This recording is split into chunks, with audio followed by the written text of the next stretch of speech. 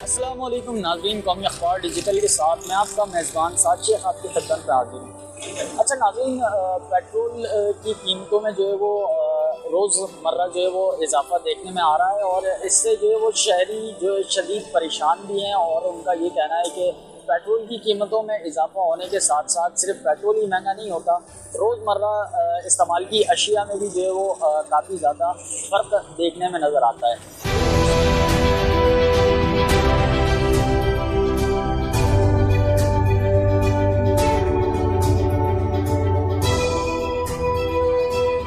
क्या बोले दोस्त, मैंने बोला कि गरीब ने तो करना तो है, हंस के करे रो के करे, करना है, अभी क्या करें, मजबूर है।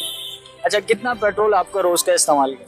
यार मेरा तो रेगुलर बेसिस पे अगर देखा जाए तो मेरा तो 9 लीटर 10 लीटर किधर मिल गया। अच्छा, तो अभी आपको कितना फर्क पड़ा है?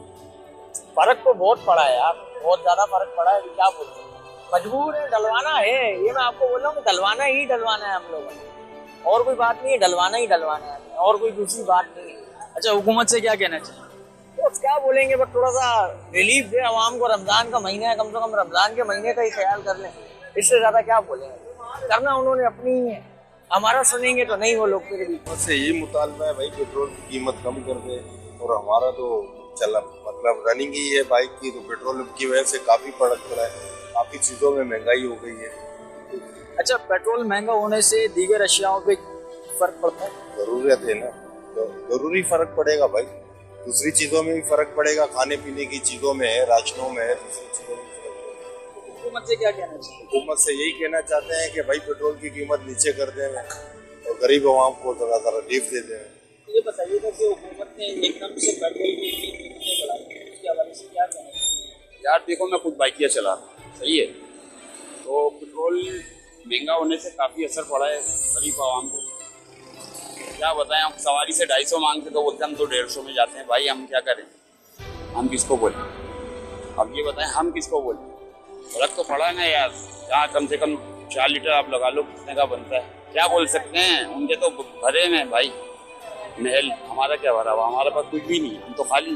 पेट्रोल से इजाफा तो होगा, जाहिर सी बात है कि खाने पीने में हर एक चीज में बंदे की दिहाड़ी 1000 रुपये 500 का पेट्रोल ले ले, कमाएगा क्या, खाएगा क्या। ये देखो 2 ड्यूटियां कर रहा हूँ, फिर भी ये तीसरी की जरूरत पड़ रही है। किस लिए कि पूरा नहीं पड़ रहा, पूरा नहीं पड़ रहा, तभी तो ये भी, ये देखो ना।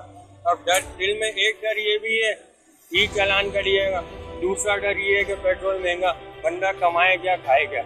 हमारे लिए आसानियाँ कोई भी पैदा नहीं हो रही हैं, बस सबों की दिहाड़ियाँ लग रही हैं, सबों के काम पूरे हो रहे हैं, आवाम वहीं की वहीं पिस रही है।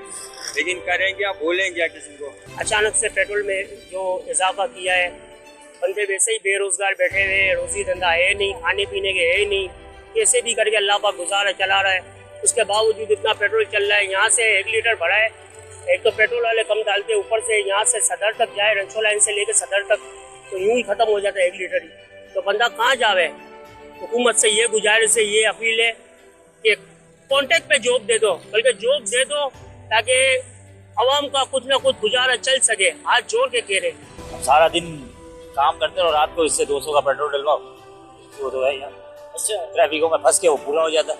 तो हुकूमत से क्या कहना चाहेंगे, आपका रोज का कितना इस्तेमाल है?